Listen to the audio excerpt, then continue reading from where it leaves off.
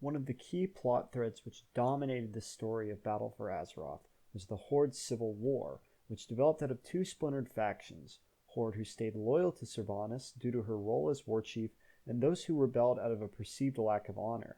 No character better represented this mindset than an old fan favorite, Saurfang. Saurfang's inner conflict, and the way it eventually manifested in players being forced to pledge their allegiance one way or another, represents to me one of the only parts of BFA's storyline that was actually satisfying to experience.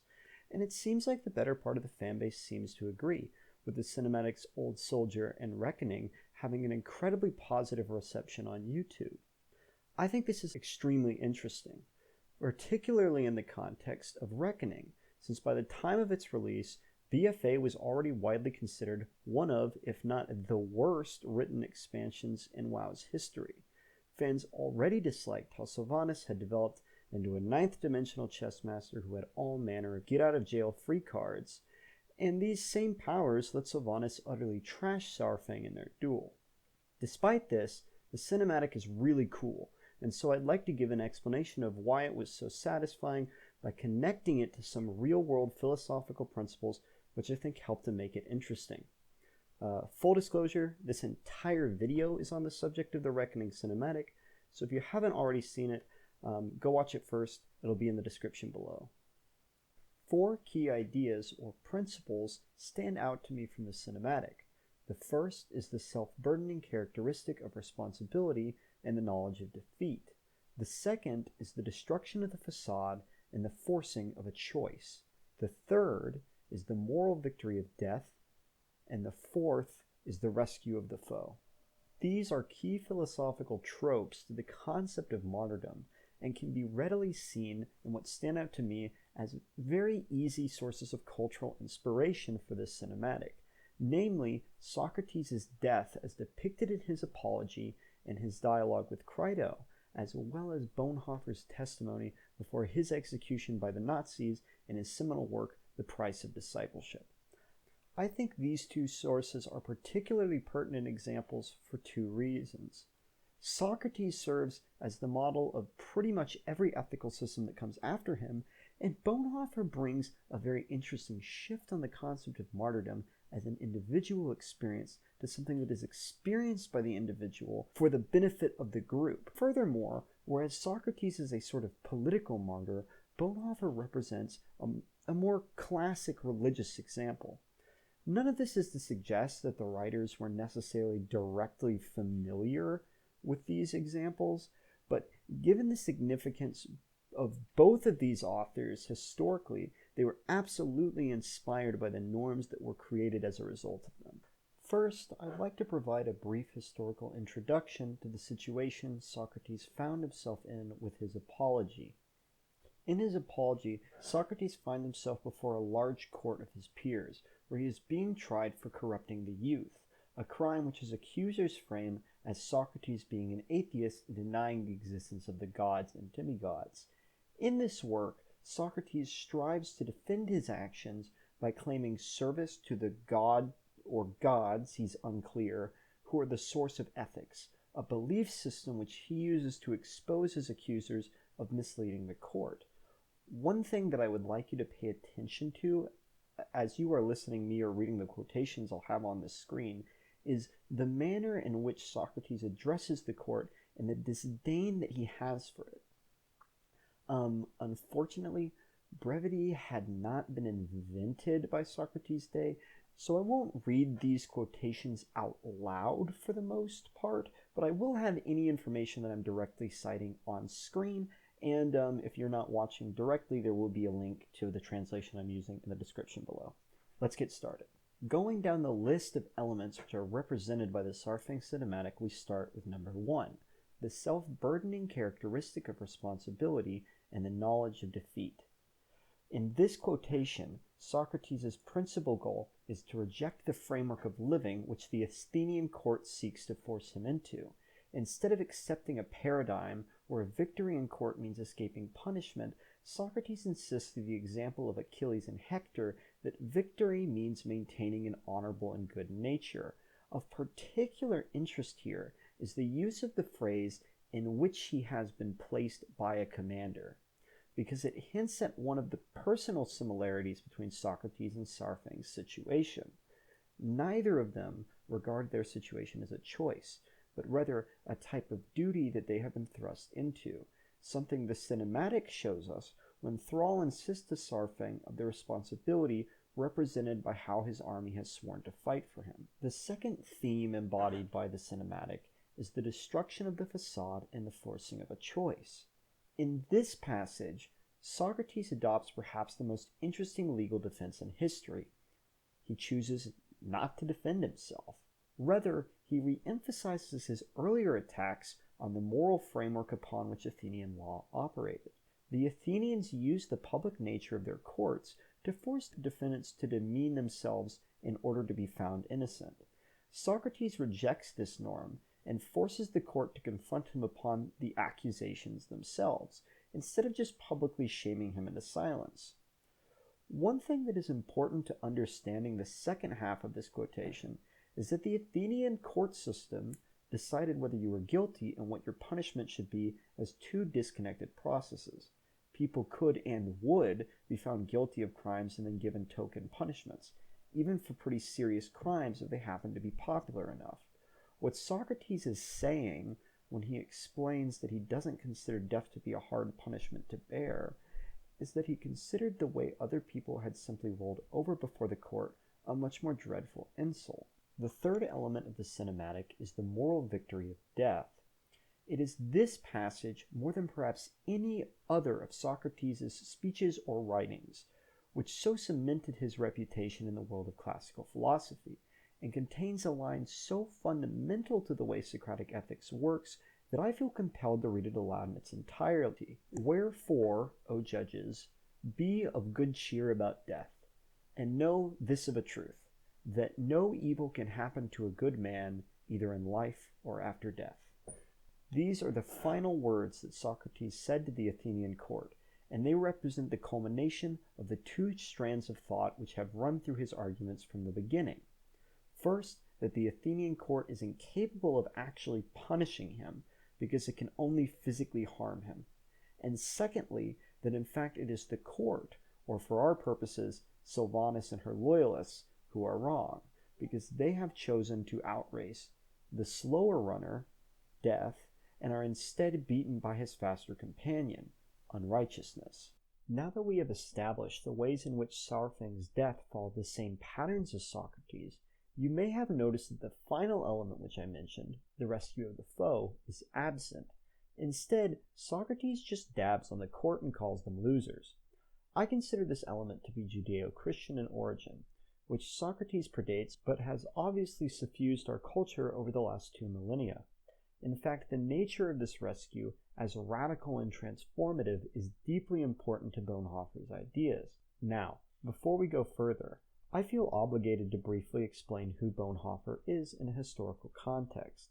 Dietrich Bonhoeffer was a German minister who became a rallying figure for Christian opposition to Nazism. Originally vaguely sympathetic to the party because of its anti-communist tendencies, Bonhoeffer quickly turned against the movement once it was apparent that it could not be contained or sidelined.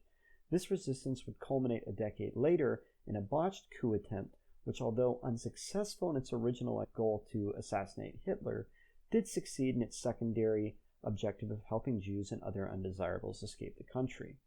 After spending a few years being cycled between prison, where he wrote the quoted work, and several different labor camps, he was ultimately hanged at Flossenburg concentration camp alongside his co-conspirators. The golden child of the neo-Orthodox movement, Bonhoeffer was deeply suspicious of systematic ethical systems and the more abstract elements of philosophy. Instead, Bonhoeffer prioritized a more humanistic approach, which emphasized an individual's love for their neighbors through direct imitation of Christ. This priority, when interpreted through the lens of his personal situation, created a focus on martyr-like behavior and a poetic obsession with salt. Fortunately for us, this to-the-point approach to intellectualism leads to extremely concise statements, which allows me to just dive in with much less prep work than Socrates. So, here we go. Trope number 1, the self-burdening characteristic of responsibility and the knowledge of defeat. The nature of responsibility and the human relationship between the martyr and martyrer is incredibly important to Bonhoeffer, and as such represents the bulk of the quotations and interest I have upon this subject. A particular note to the subject of responsibility and the self-knowledge of defeat, I have two quotations. The first is this: when Christ calls a man, he bids him come and die. And the second is, to paraphrase, that the role of a man was to be as the divine salt of Homer, or the salt which is mentioned by Christ when he calls man salt of the earth. Now, Bonhoeffer takes a very literal approach to salt in this instance. Salt is a restorative object. It has redeeming characteristics. You use it to remove disease in food. You use it to clean things. In Hebrew ritual, when people were buried, you would cover them with salt, right? It was used to prevent diseases.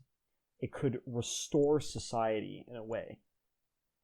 But the problem with it was that doing so actually, once the salt loses this characteristic of saltiness, it's completely worthless. Whereas when the salt could still fix things, the worth of solid gold, once it lost that saltiness, that element of redemption to it, it was worthless. And so it was quite common in the ancient world to see merchants treating bags of fresh salt like treasure, but tossing old and used salt over their heads. It wasn't even worth holding on to. And this really informs the way that Bonhoeffer thinks that responsible and ethical people ought to view themselves, that they ought to consider themselves worthless if they are not performing their job of assisting others, and that ultimately the characteristic of good and honorable people are people who understand that. The second trope which is found in the cinematic is the destruction of the facade and the forcing of a choice. To this end, I think Bonhoeffer has a really direct quotation. The will of God, to which the law gives expression, is that men should defeat their enemies by loving them. And what I think the aspect of the destruction of the facade is in this statement is that it destroys this idea that everybody's just doing what they have to. Nobody has a choice. For example, in this cinematic, we have Thrall convinced that there has to be a battle between Sylvanas' loyalists and Saurfang's supporters. Right? There's no reconciliation possible. They're forced into action. And Saurfang rejects that facade. He understands that there's another way through. And I think that's a very interesting similarity. The forcing of the choice, I think, gains a very interesting aspect in this context, because once you recognize that there is no ephemeral force forcing you to be harmful and unethical to others, your example kind of forces your opponents to make that decision themselves, right? Because then they have to come to grips with that. And I think this is a really interesting element of Saurfang's actions, which is once Sylvanas shouts, the horde is nothing, she forces all of the people that have sort of pledged their loyalty to her to make a decision. And ultimately the horde decides to get back together. The fourth trope, which I think is present in the cinematic, is the rescue of the foe. This quotation, like the Socratic ones, is a little too long to be read directly, so I'm just going to discuss it and I'll have it on the screen. One of the things that I find truly interesting about Bonhoeffer is how he, unlike Socrates, places extremely little emphasis on the personal benefits of martyrdom, be it self-dignity or eternal life. Rather, the focus is on the human relationship between the martyr and whoever is wronging them. As Bonhoeffer elaborates in this quotation, the martyr has an obligation to suffer for the sake of those who wrong them because of the deep connection between the two of them. This connection becomes a sort of facsimile for the relationship between human beings and Christ, a sentiment which is partially reflected later by a quote he cites from Athanasius, which can be paraphrased as, "If Christ had acted according to what we deserve, he would still be alive. Therefore, never fail to suffer for those who wrong you." It is this element of Bonhoeffer in particular that is the source of a lot of the popularity of Saurfang's cinematic.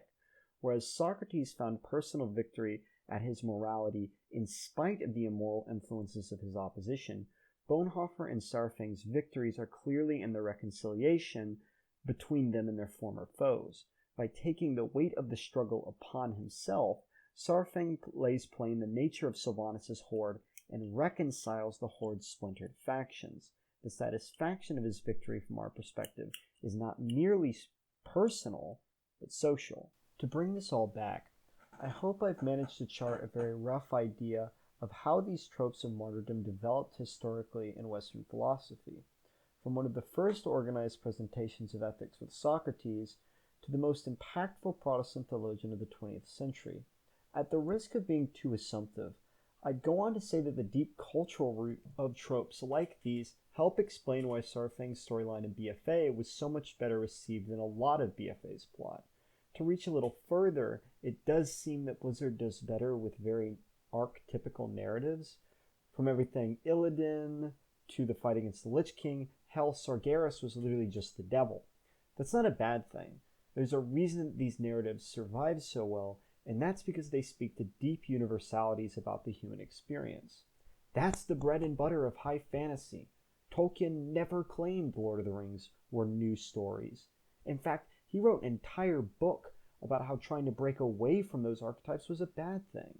As a final note, I hope that Blizzard moves back towards these classic narratives because I think they tend to make more satisfying stories. Thanks for watching, y'all. I hope you enjoyed. Please let me know in the comments what your thoughts on the cinematic and the WoW plot as a whole are. Hope you and your family are having a safe day in these trying times. I'll see you in the next video.